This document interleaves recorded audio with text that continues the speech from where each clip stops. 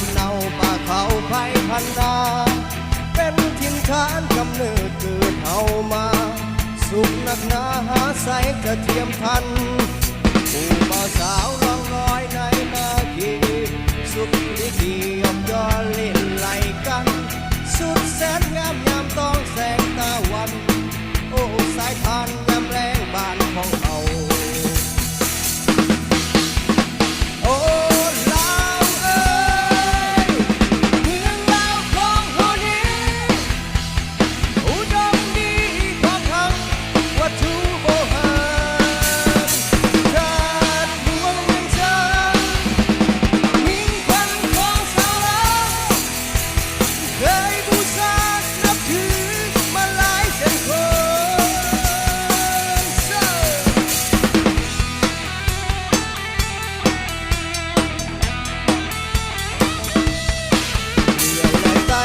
ใส่ก็แสนดี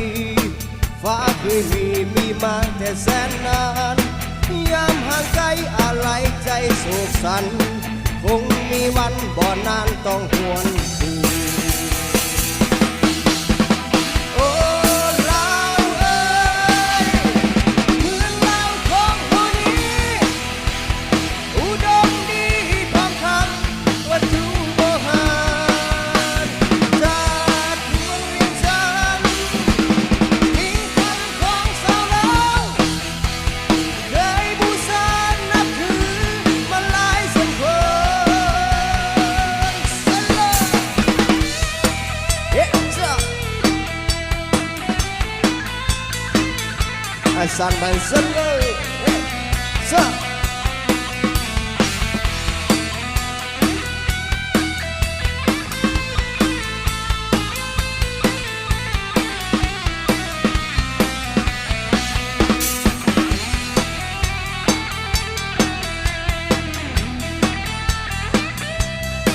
เมืองและใต้ใสก็แสนดี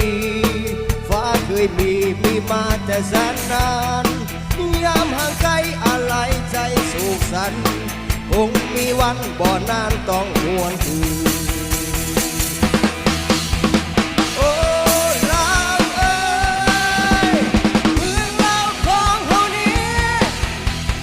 อุดมดีพร้อมทั้งวัตถุโบราณชาติหลวงเวียงจันทร์มิ่งขวัญของชาวลาวเคยบูชานับถือมาหลายแสนคนโอ้ลาวเอ้ยเมืองลาวของเฮานี้อุดมดีพร้อมทั้งวัตถุโบราณชาติหลวงเวียงจันทร์มิ่งขวัญของชาวลาวเคยบูชานับถือมาหลายแสนคนเสิร์ฟ